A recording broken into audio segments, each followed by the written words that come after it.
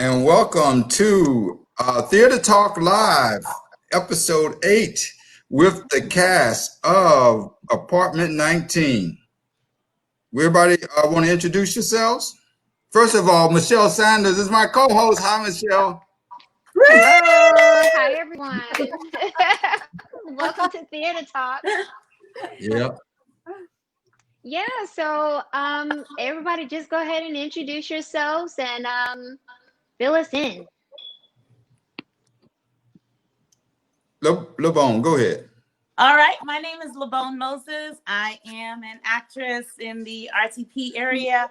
I've done a number of theater shows and a couple other commercial opportunities. I love portraying the stories of other people, and that's why I act. All right. Oh, awesome. Okay, Danny? Miss. Yeah. Okay. I'm Danny Beth Farnham, and I'm an actor and a singer, and I've done productions. I think I started back in 2013. This is my first production with Agape, which I'm very excited about. And I just love being on stage and have just being able to step into different roles and play different characters in different eras. So, what I do. Yay. And my name is Magdalena Gomez. I'm originally from Bronx, New York, and I am a poet, playwright. I've been an actor, but mostly just to get my writing out there. And I've been basically a cultural worker since I was 17 years old. And I cannot separate art from social justice work. For me, they're inextricably linked. So that's the short of it. Yeah, well, let me read to you because she's so very modest.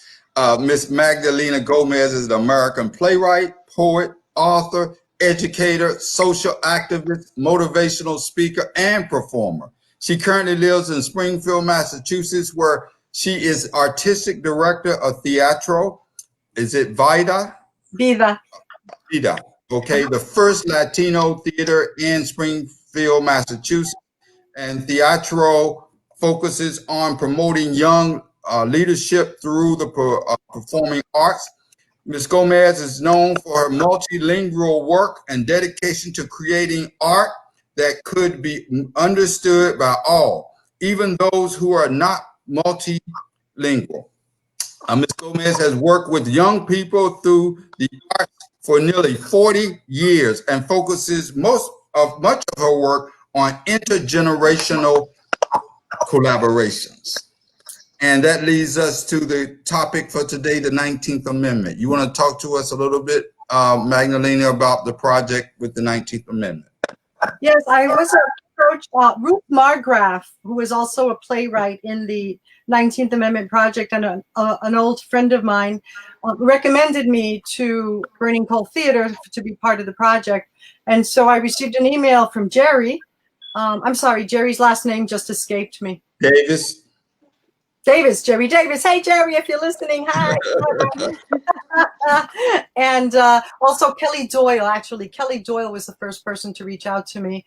And I was asked if I would write a play on the 19th Amendment. And I, saw the materials they sent out, and, I knew a lot about it already.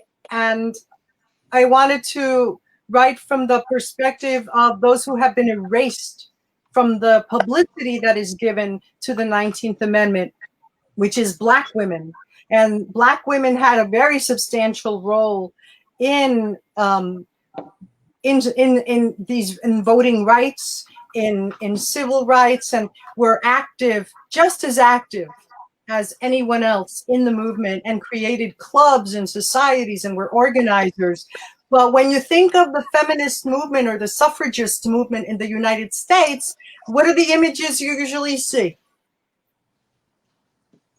White women. Yeah. White women, right? You see images of white women, let's be real. And white women of conscience know that. And hopefully they want to interrupt that as well. So I just wanted to interrupt the notion that the suffragist movement was a movement of white women. It was a movement of diverse women, and in particular Black women But I didn't want to confront it head on, simply because in a 10-minute play, you cannot go the distance of what it actually is and who was erased. So I thought I would create an allegorical play that would have the hidden meaning of the erasure of Black women in the representation of the suffragist movement. Okay, well, Michelle, let's take a look at this play. It's called Apartment 19, and then we'll come back and talk to the cast, okay? Absolutely. Thank you. You're welcome.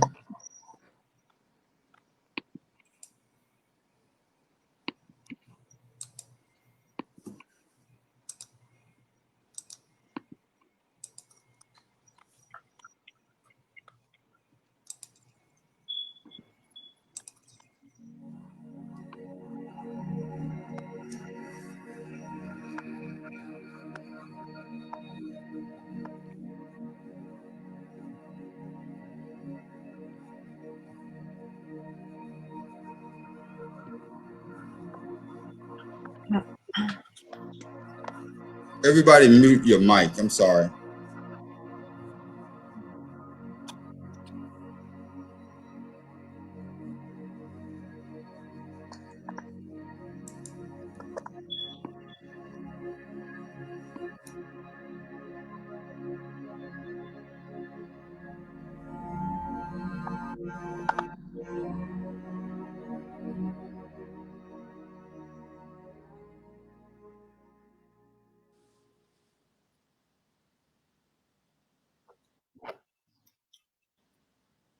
Apartment 19.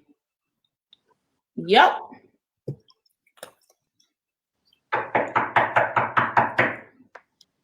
Apartment 19. Hello? Custodial services. Hello? Open up, please. Apartment 19. Custodial here. I'm coming. Hold on a minute. Who is it? Custodial. No kids here. Sorry. No, not sorry. But thanks anyway. I got a call about troubles in 19. There's always troubles in 19. That's why I'm here. Since when does Custodial give a damn? I got a call that you have a leak. Everybody's got a leak. At least that's the way it is with most of us. So you don't have a leak. That's not what I said.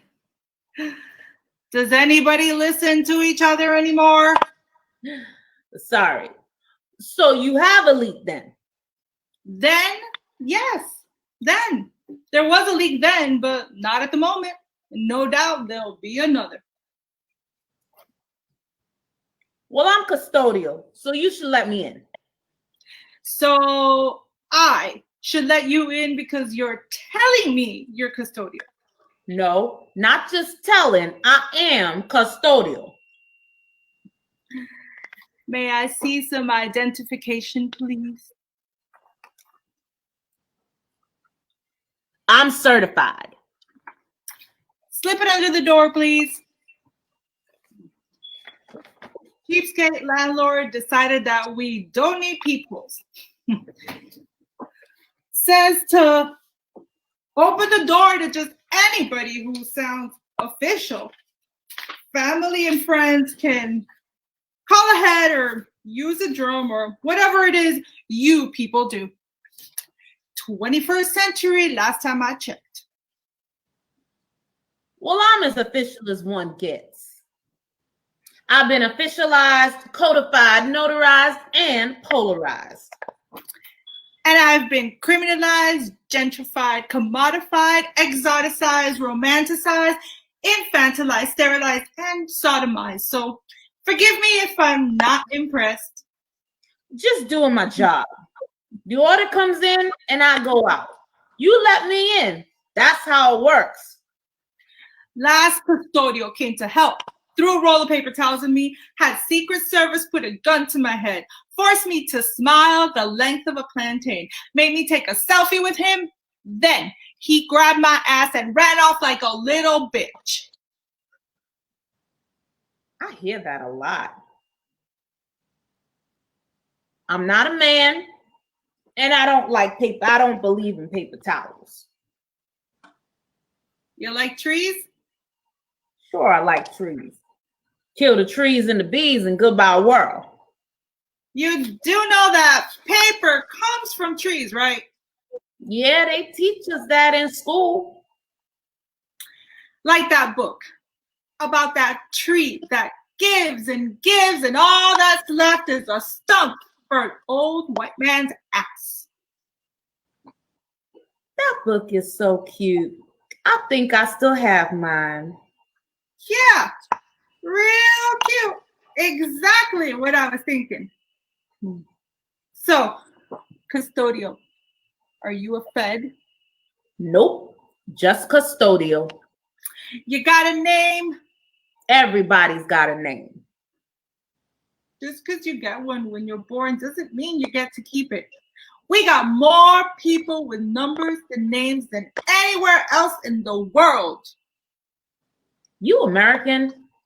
Yes, born and raised.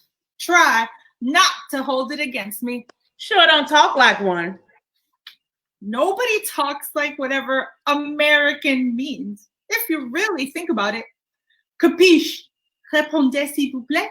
Have you been to the reservoir in Los Angeles? Florida? Montaña. Oklahoma. Honestly, I don't know what you mean, so I can't tell you what I think about it or if I think about it.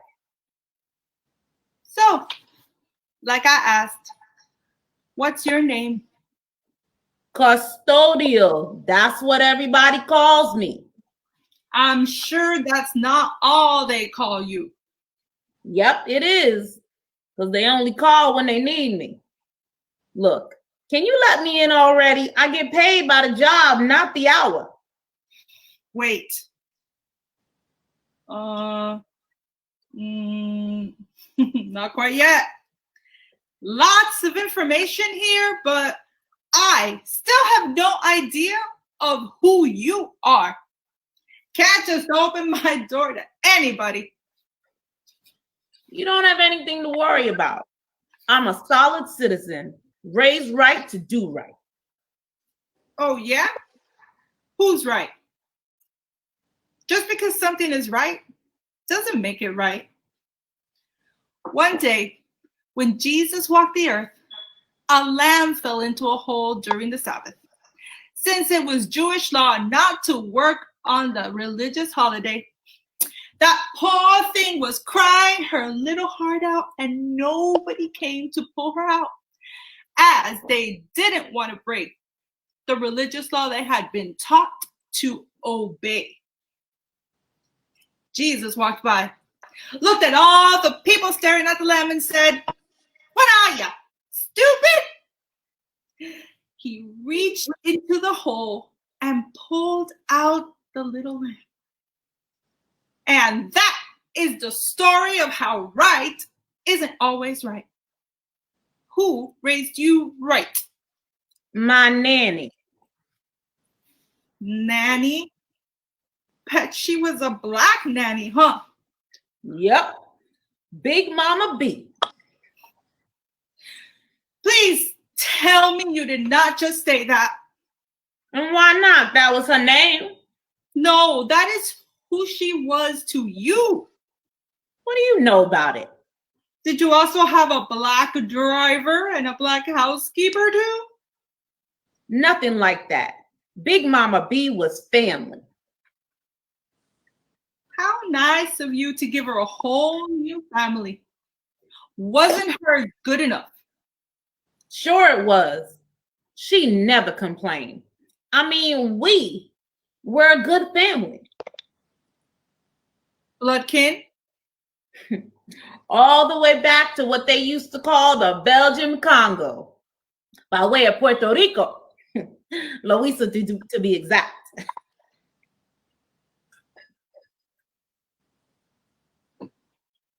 Oh. What's wrong? You look like you saw a ghost. I thought you were. I thought you were. You sound like you're. How can I sound like when half the time I don't know what talking about? Yeah, all their indirectness makes me dizzy. I just yes to death. How did you get this job? I've never seen a woman working custodial. Feels like it took me 200 years to get this job. People still lower their voice when they say, she's what? I thought she was black. Hell, I am black. A black Puerto Rican. Teach yourself some history, people. People still ask if they can touch your hair. Yep. All the time, like they're shopping. I hear that. Tea? Yeah. What kind you got? Darjeeling, Assam, Changmi, Yingfo, Anji Bai Cha, Oolong. You got any Lipton? I always keep someone around. Memories. Mama used to infuse them with herbs from her kitchen garden, growing things in coffee cans. She turned that brew right into medicine. We didn't have money for doctors back then. Honestly, I still don't. We did. But it seemed like the more we went to them, the more sick we got. Mommy always wanted little boxes for our herbs. They didn't allow them in the projects. I lived in the projects. Which complex? Frederick Douglass houses up on Amsterdam. You can't be serious. I don't lie about the projects. I know where I came from. So do I. Frederick Douglass, just like you. What? You? Yes, why so surprised? I mean, you so... And you're certified. Look at us. Frederick Douglass, indeed. Most of the kids growing up there never even heard his name in school.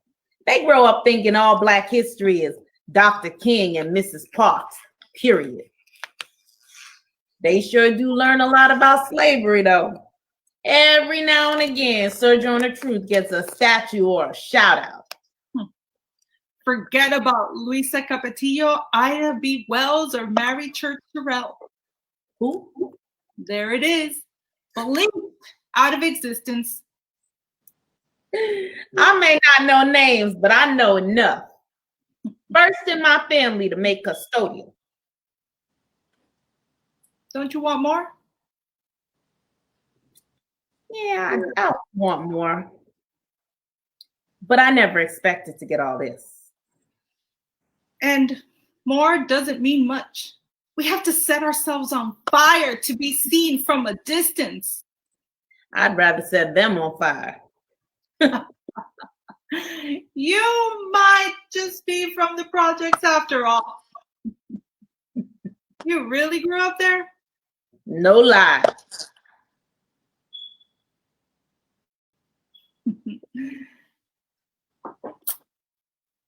Which building? 1868. You can't be serious. We better go play that number today. That's where I lived until not too long ago. You're not serious. Come on now. You know we don't lie about the projects. What apartment? 6B. My abuela called it 6 Bemba on the 6th floor. 6D. I called it my bra size. Skinny as a rail with some big titties. My body worked it out, but I still hate bras. I know. It's hard to believe a woman invented them. How did we not know each other? Did you used to be white? Nope. I was invisible. I guess I was too. We're about the same age, right? 25? 35. Wow. Must be those Lipton remedies. You mean Mama's remedies. Lipton may have gotten his face on that box, but it was Mama that made the magic. How do you like it? Cream? Strong, dark, and straight up.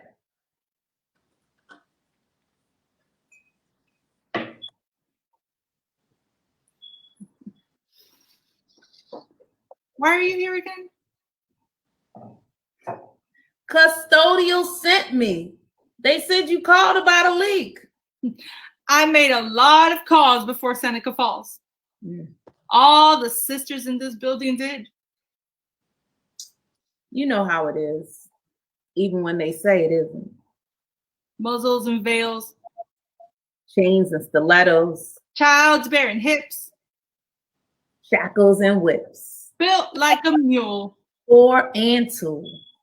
Aunt Jemima, Uncle Ben. Then it starts all over again. Faith. I've been accused more than once on these calls. Hurts. But you can't break out of what you can't remember. It's better to remember. I should tend to that leak. I'm really sorry. For what? For getting here too late. When did you know about it? 19, 20 minutes before I arrived. Well, don't be so hard on yourself. You did your best. It stopped then, remember? It stopped. You're here now for when it starts again. I worked on it myself. You certified and optimized? No, but I do have skills. As good or better than mine, I'll bet. That's a good bet. And play that 1868. If it's gonna come around, might as well be today. Jackpot should be a lot bigger by now. Both of us in the same boat. Just like a number that keeps coming back around for the good or bad luck of it. Well, it's been a good day so far today.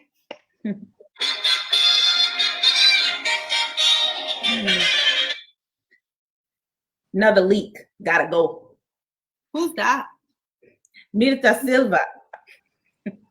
Never heard of her. Look at that. Something you don't know. There's plenty nobody knows. So we call out from the fields to the tenements. From the factories to the mills. Down and up the elevators, up and down the stairs. Across rivers and hills. From the needle to the gavel, from the red line to the high line, rolling out racks, pushing up windows, pouring foundations, nailing down rooftops, inventing vaccines, conjuring justice from chaos, making babies and raising hell. We built entire worlds for others to live in. Sisters, from down the corner to every corner of the world, to the moon and back. Names become numbers. Numbers keep growing. Silence bubbles and heats into glass. Most days I can't find my face. It's better when they don't see us coming. It's when they don't see us after we've been that gets to me. Some days I feel like someone ate my head, but not today. The waters came so high, I learned to swim. The wall so brittle, I learned to mix blood and bone, and hardened secrets rose pliant from their graves. These walls will only come down when I tear them down. The silence will break when I break it. Doors will beg my hands to open them. I'm glad you opened yours to me.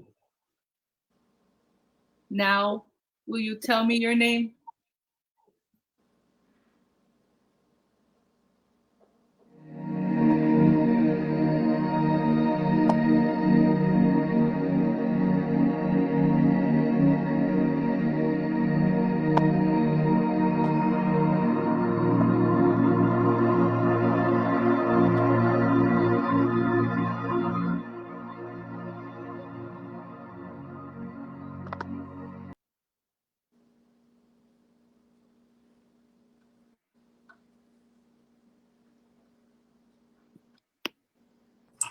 Okay, we're Wow, back. wow, wow. There are so many messages in that performance. That was really good. So what do y'all want to start? That was, I Go mean, ahead, Michelle. yes. Okay, so well, Ken, wow.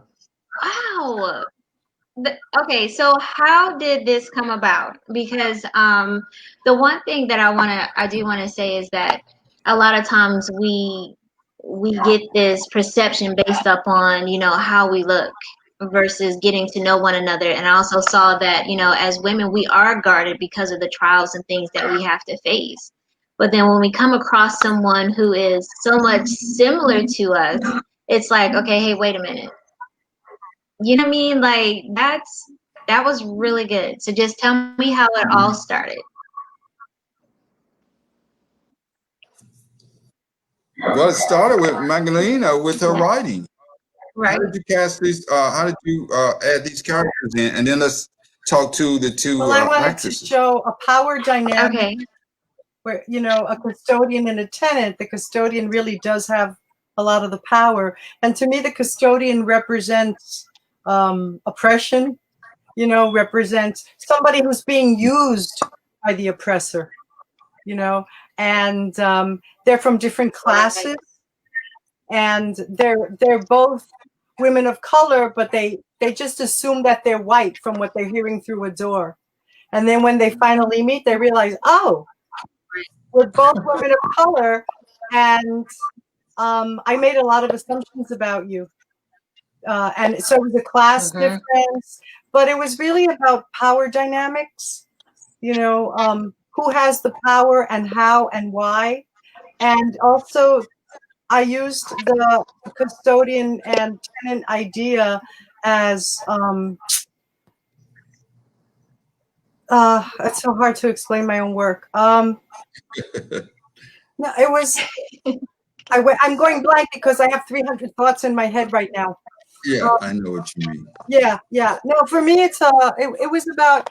I was really tired of seeing the erasure of women of color, and in the feminist movement, it was a class issue because it was women with power and money that were able to create that white movement. And they didn't want to include Black women because they were afraid that if they also pushed for the rights of Black people to vote, that they wouldn't get it passed.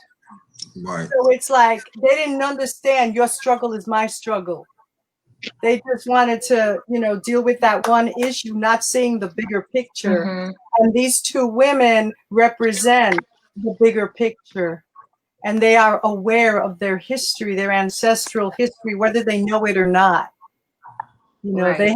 they have a sense of being more than just who they are, that they bring their history with them into a space. Did that make sense? Yeah. I'm terrible Absolutely. on it. But it's okay though, because I mean, I think the message really came across in that performance. I really do. Ken, so Yeah. you directed this performance, correct? Okay.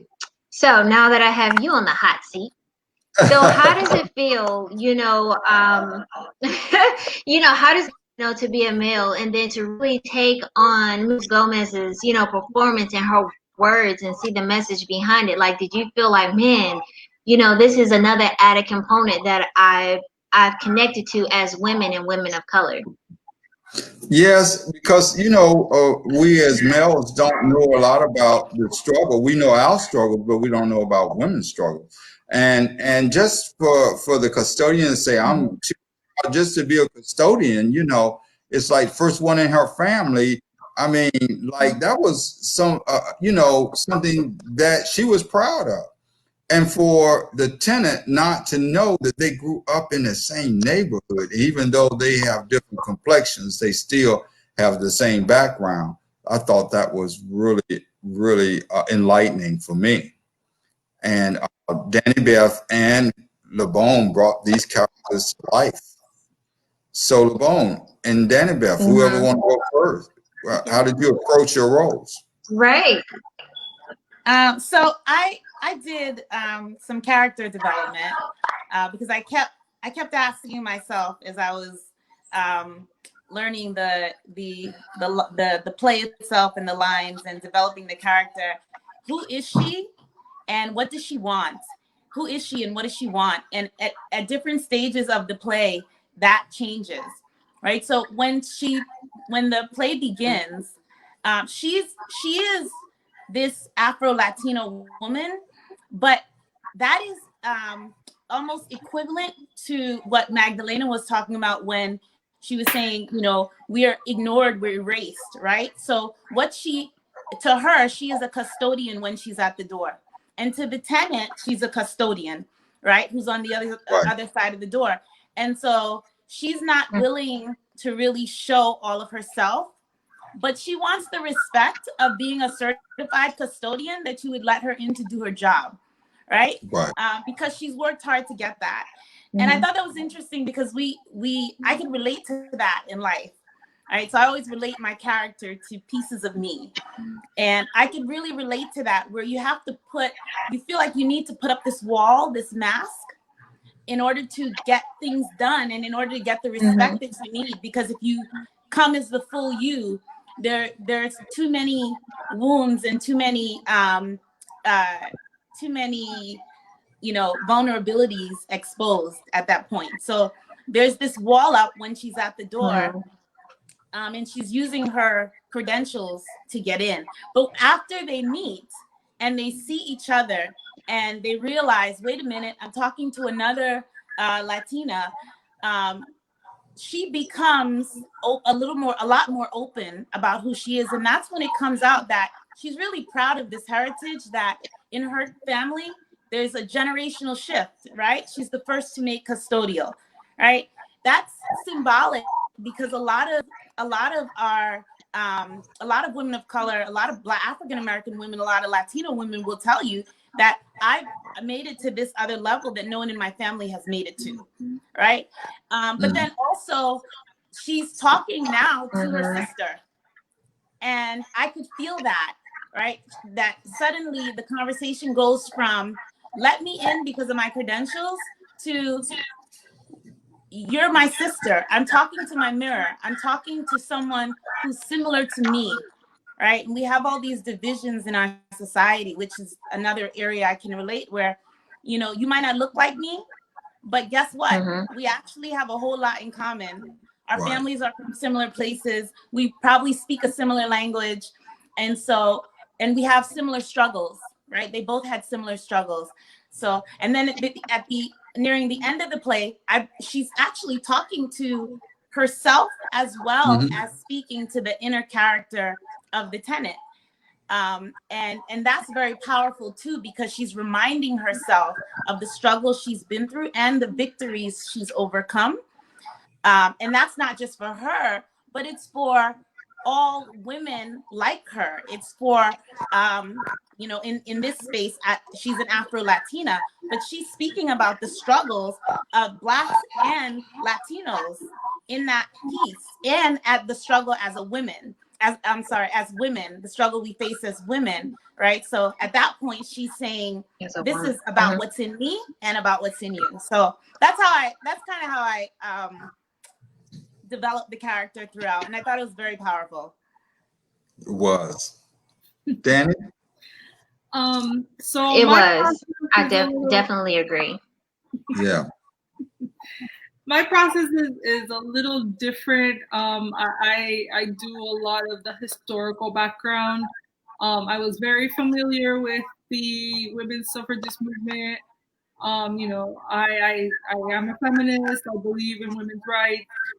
Um, so coming to it from a historical perspective, I knew about white women, but I was not as aware of the fact that there were, Black women who were part of this movement that, like Magdalena said, were erased from the history books. Because you watch the documentaries that I've watched, all the stuff, and it was all, mostly white women. So that was my process to begin and say, okay, these voices, their work has been erased, and how do I bring that to the forefront with this character? And I felt like even though there was a power dynamic, I felt like the tenant was a little bit more like I struggled, but I was able to get out of the project. Like I have a little bit more more separation to the custodian, because she lives in this apartment now and she's gone, beyond her circumstances. But at the same time, all her experiences growing up and coming from that type of environment have made her who she is. So I felt more like she was a teacher because she kept explaining things to the custodian, like, well, what do you mean? Just making all these assumptions that all these assumptions and these stereotypes that we play into when we see somebody, our brain immediately is like, okay, what are they wearing? How do they look like? How they speak? We immediately compartmentalize people. And, I think a lot of times that's where we get in trouble, where we don't get beyond that facial, what we see on the exterior. So I think it's a very powerful play when they actually say, hey, I'm looking at you as somebody who is me. I'm reflected in you. I see you. We grew up in the same neighborhood. We have the same experiences. Yeah, we're at the end of, we have different careers, and that's fine. That's the way I approach the role. All right. So the All 19th, right. the 19th Amendment. Do y'all know much about Michelle? I didn't even know anything about the night. I knew, but not really. You have to study up on it to know what was going on during that time. So, did you know much about the That 19th is Amendment? true. Yeah. Yeah, actually I have, and not a whole did come across when I was working with some other organizations in women empowerment, and we have talked about several things, and how women basically didn't have a voice, especially the women of color. Right. So Magdalena, so tell us a little bit more about how you started the project. Once they gave it to you, what was your begin? The first thing that came in your mind. The first thing that came to my mind was the erasure. One Right. of the reasons I get tongue-tied when I talk about this play is because I get very angry when I think about erasures in history. I'm not going to lie about it. The whitewashing of history. It's like when you say, "Whoa, bleached out of existence." Well, that's how I feel about Black women and the suffragist movement, and that's starting to change. And a day late and a dollar short, but it's changing. It's moving beyond just talking about sojourner truth. That's something that happens in this country a lot, is that we create these icons to speak and represent everybody. Like making Dr. Martin Luther King represent, and Rosa Parks, they represent the entire civil rights movement. and the thousands and thousands of people who participated in the civil rights movement, are forgotten, like the young people sitting at the Woolworth counters and getting beaten and cigarettes put out on their skin. That gets forgotten. And And the same thing, you know, you don't hear about the Grimke sisters unless you're in academia and you're pursuing it. You know, somebody like Frances Ellen Watkins Harper. You know, there's all these names that don't come as readily.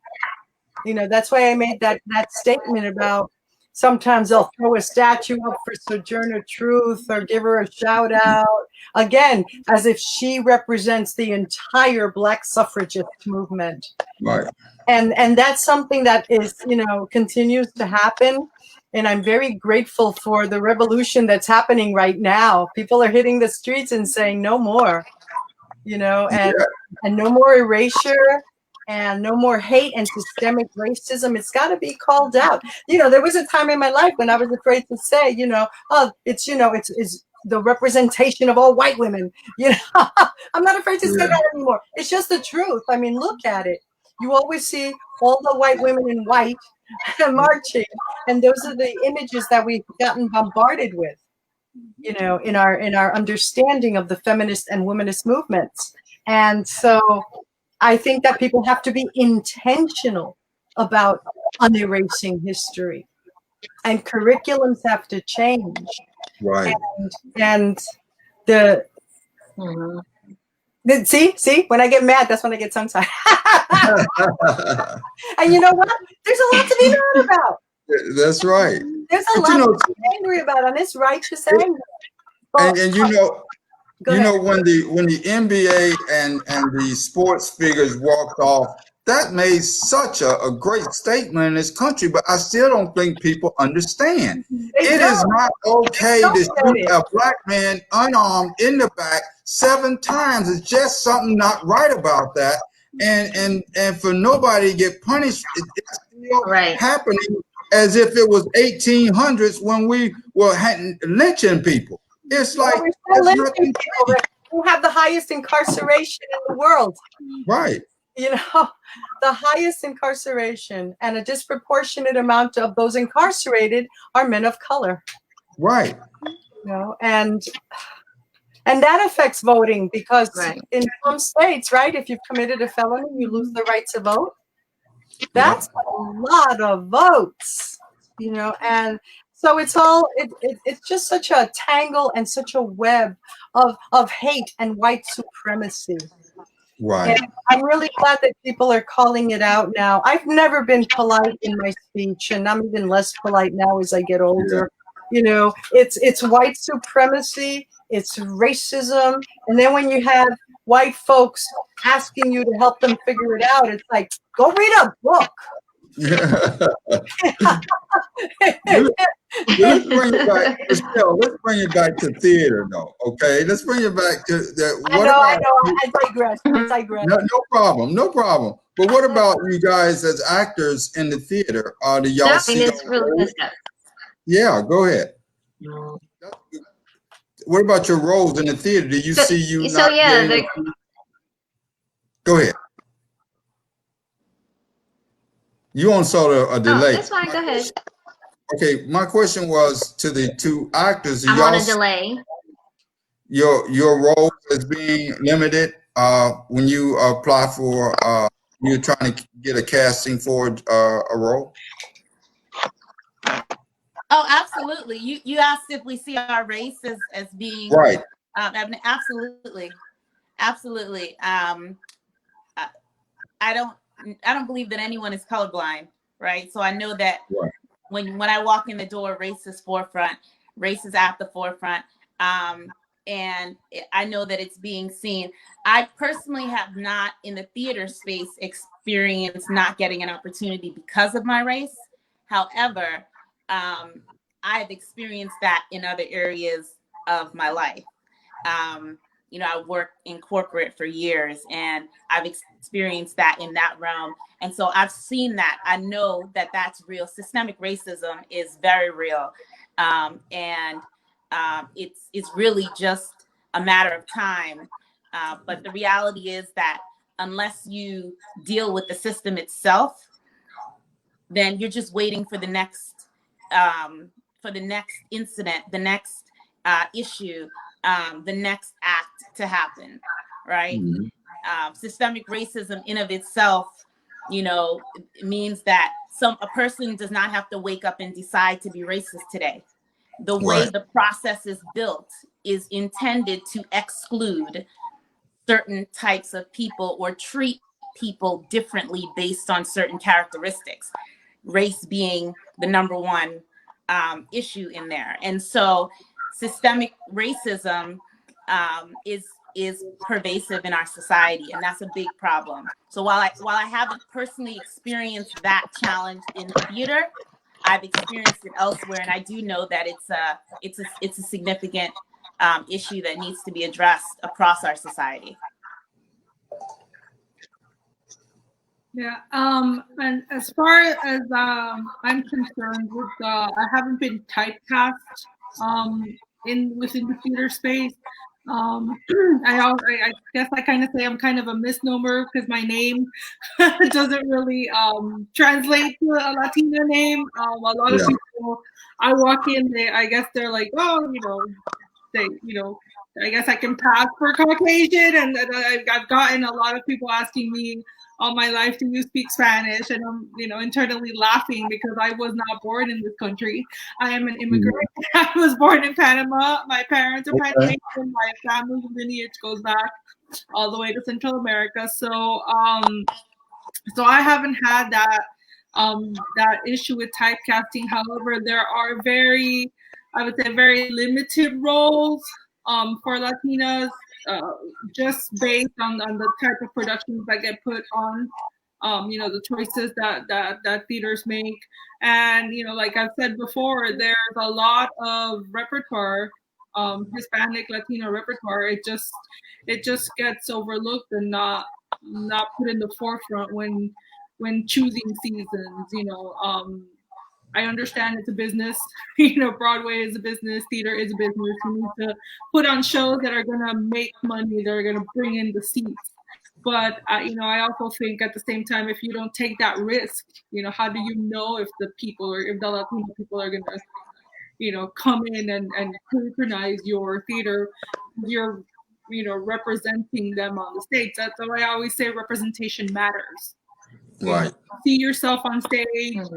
You give hope to that next generation coming up, saying, hey, if I see somebody like that on the screen, or I see somebody like that on the stage, that means I can do it too.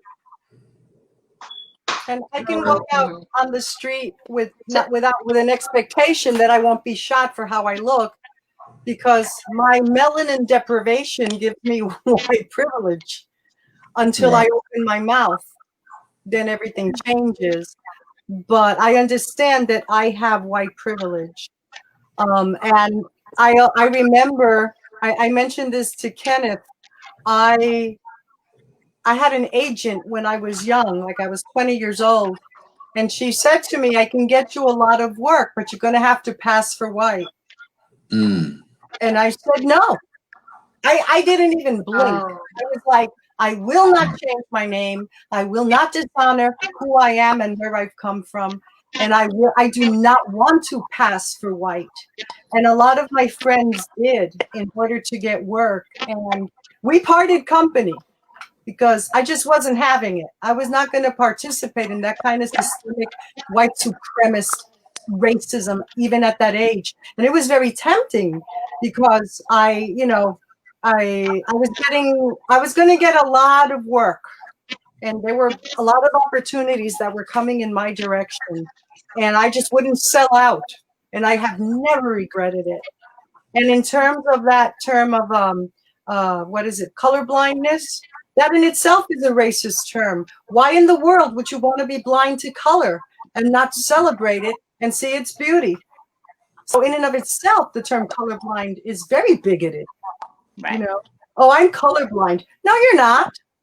Color, you just want to, cover up your truth. You want to cover up what you really see. And the thing is, like, people was calling it, we have to develop tolerance. Why do you have to tolerate me or tolerate another human being? That comes from the Latin word tolerare, which means to bear or endure. Why would I want to bear or endure another human being? I want to celebrate people, not tolerate them. So I mean, just everything, things in language, words that we use. Pardon my French.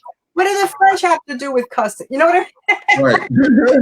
There are so many things that are ingrained even in the Yeah. words we use. Right. It really is. And what you guys with COVID going on now? How's everybody coping? Because I was in a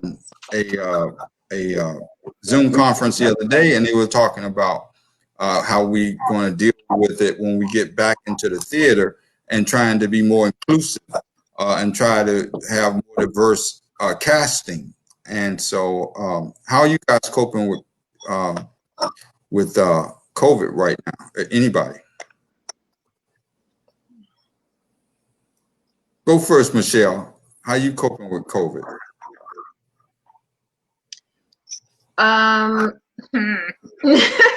It is so challenging, but it allows you to be creative Right. with working with your artist, allowing them to continue to keep their their presence.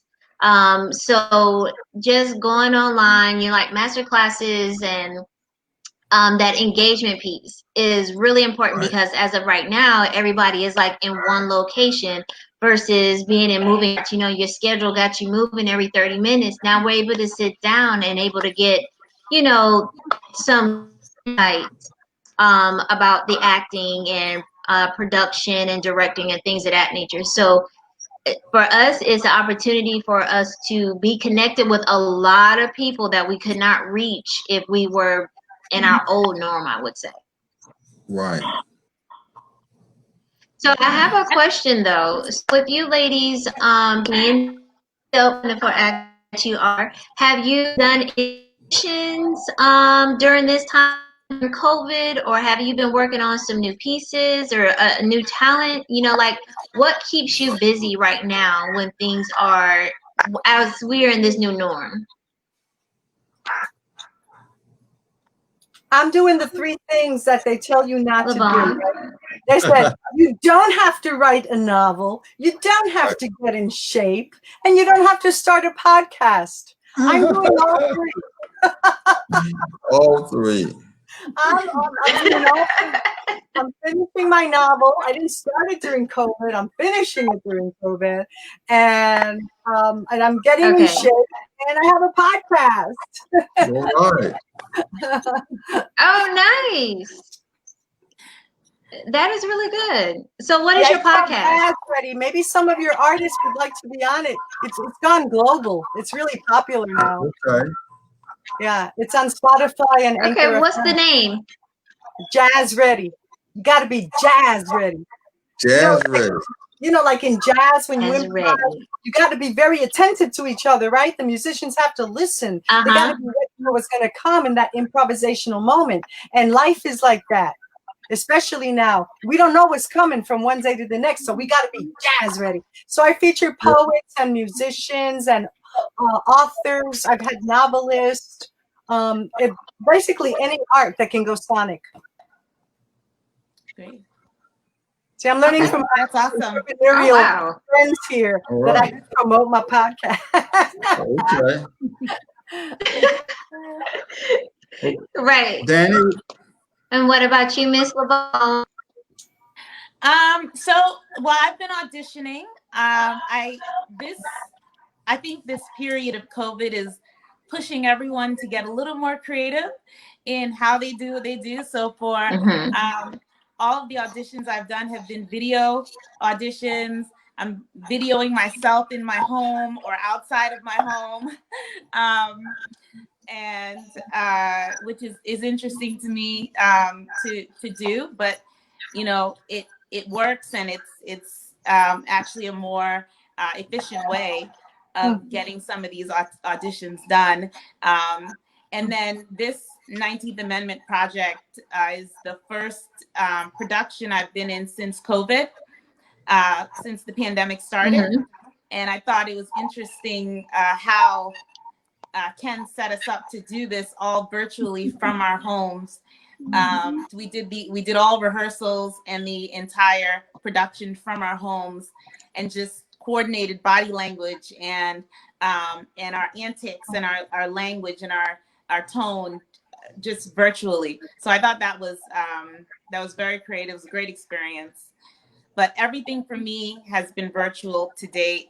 And I'm, we'll probably be this way for quite some time. I'm not sure when the theater world will fully open back up again and when auditions will actually be in person.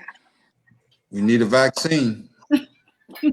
So meanwhile, you can perform on Jazz Ready. Right.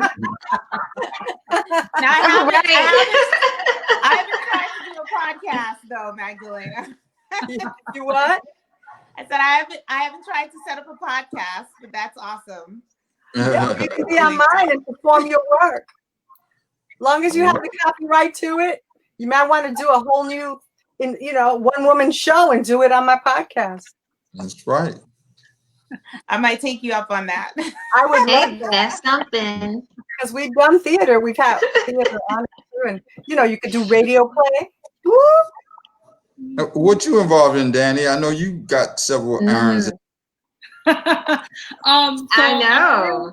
I have been lucky enough to still be working. I'm 100% remote for my job. So, 9 to 5 is taken up with work. Sometimes it goes beyond that, but, it is what it is. This is actually the first play that I've done virtually, which was, like LeBone already said, it was interesting, and Ken and Magdalena were very facilitating in their way of producing this. And it was a learning experience, I think, for all of us trying to do this for the first time in this type of medium.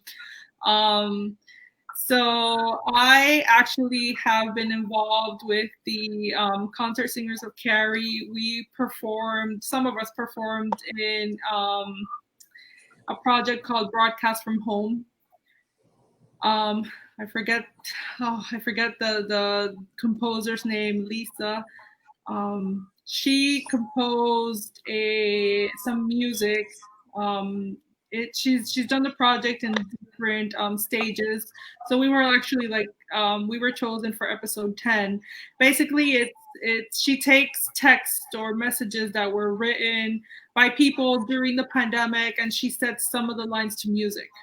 So, so it's really interesting to be involved in that, because I'm sitting in my closet with my phone, holding it, recording myself, and then having to upload that to send to the composer, and then for her to integrate all these different, parts: soprano, alto, tenor, bass, plus all the music underneath it.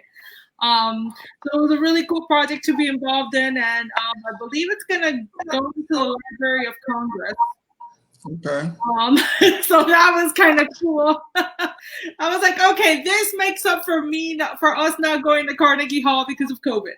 I was like, for now. So it's different because now we're starting up again with the Concert Singers of Cary. I believe we start rehearsal September 14th. So that's going to be interesting because we're used to being in a room together, 100 people singing, and now we're going to have to use this kind of platform to do it. I don't know how our concerts are going to happen, but they are. we have 3 concerts scheduled. The first one coming up would be the Holiday Pops. So it's just a whole new world. I'm trying to to figure out how to do this now because of COVID. So I'm trying to work on hopefully 2021 season. I've been reading other people's plays, reading full-length plays that people have sent me, and I still have 2 plays which I need to continue to write on. So, and then with teaching, I got 5 classes at North Carolina Central University, and it just becomes a lot, especially when you have to do it from home. This was the first virtual play that I've done. So the rehearsal period was different, and then presenting it is different, especially with technical problems. We all have these technical problems that jump up and bite you, and you don't even know that they're there until you're doing them. So I'm thankful that the audience is a little forgiving for that, and still see the value in that. I'm looking at some of the comments now of people who have said they really like the play that they just saw here on Theater Talk Live. And then producing this production, Michelle and I are basically was trying to do it once a week, but we'll probably move back to once every 2 weeks. So because it takes a lot to get people together and to prepare for this. So and Michelle and I are working on some more things that we can't talk about right now, but there's a lot going on out here in the theater world. And I just hope that this world becomes a better place for actors, for people of color, and for technicians and all kinds of people who are related in the theater world. Agape Theater Project will also continue to do plays predominantly by African-American playwrights. I didn't say all, but predominantly. We may do something. I can't wait to get a hold of another one of Magdalena's plays. And I got plenty of them. so that's could be an opportunity too. But yeah, we all try to stay busy. So that's it for Agape. Any final words anybody like to say, especially to up and coming playwrights or up and coming actors? Words of wisdom, as me and Michelle like to say. Yeah. Come on, somebody. I'm not shy. I'm just waiting for other people to speak. I encourage young artists to not rely on the gatekeepers, but to build their own theaters. Right. And to think of using alternative spaces. Yeah. For example, the library in Springfield has a theater with 287 seats that went underutilized. And then I went in there with Teatro Vida and we had performances there and it was very joyful. And it helped the museum because it brought more people into the museum area and more Latinos than had ever been there and people of color. And so think about alternative spaces. Banks have spaces, and then there's the Community Restoration Act, I believe it is, where banks need to help community people. They have grants available. Also, if they have like a room, a conference room, you can ask it, maybe for rehearsal space. Think about bank lobbies. Think about building lobbies that are underutilized. Theater doesn't always have to be in a theater. But look at your city and what the assets are. Where is there an open space? Can you do a performance in front of City Hall? Can you do a performance in a building lobby? I've done all of those things.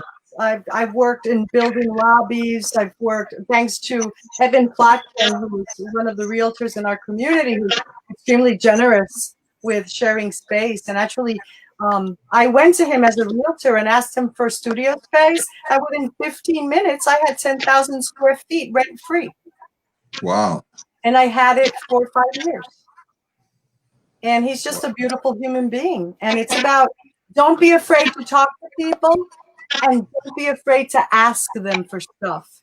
If they say no, the only thing that's hurt is your ego. Yeah. But libraries have community rooms.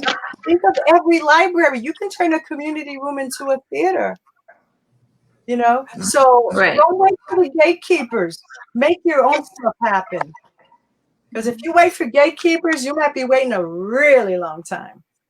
Yeah.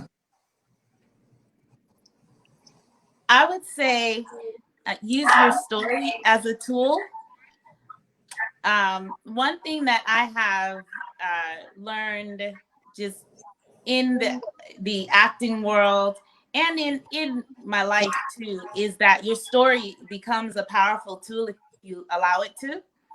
And whether you're a director, you're a playwright, you're the actor, your story is what allows you to be authentic in that moment. And it gives you very creative ideas. It can be an engine behind your creativity. And so as an actress, I know that a lot of times when I read a script, I try to find pieces in the character that relate to my story, because then it's a lot easier for me to flow into the character's story, right? I want to be the voice for that character, right? And believing what's happening to that character, the life of that character, the story of that character allows me to do that. But I can do it more authentically when I use my story as a tool behind that. And I think the same thing goes whether you're a director, you're a producer, you're a playwright. If you take your story and you use it as a tool, you'll be able to be authentic in whatever space you're in. And that's a lot more powerful when you're operating in your own authenticity. All right.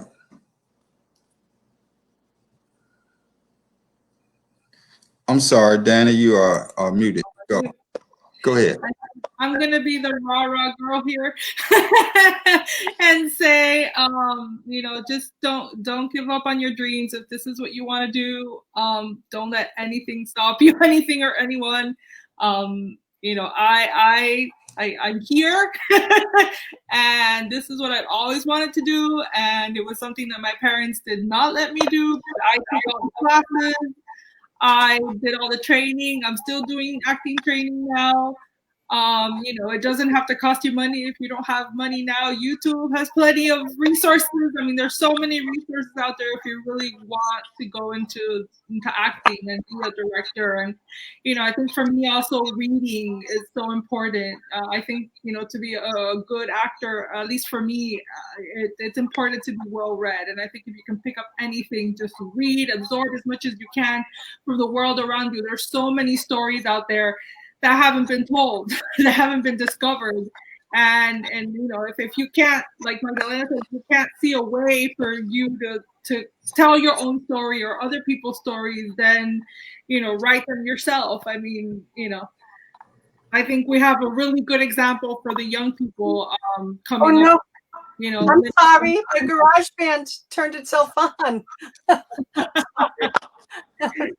So, I think Lin-Manuel is a huge impact to me. He in the Heights, he wrote it from his point of view. It's his story. He's telling his story the way he wanted to do it. So like Magdalena said, just go out there and make it happen. And, si se puede. All right. Michelle, any final words before we go? Yes, I think that this has been truly amazing. It was very insightful. And Miss Magdalena, thank you so much for your creativity and your writing. Ladies, I thank you for your talent. That I'm gonna have to watch that again. So I may have to post that page because I love it. And Ken, thank you. I mean, you did a really good job, a great job working with these ladies. Thank you. Thank you so much. And this is Theater Talk Live, and we'll be back next Sunday at 6 p.m. for another episode of Theater Talk Live. Thanks to all the ladies. Let's give it up to everybody. Thank you. Thank you, Kat. And good night. Good night. Good night. All right. Have a good one. Good night. Good night. Good night.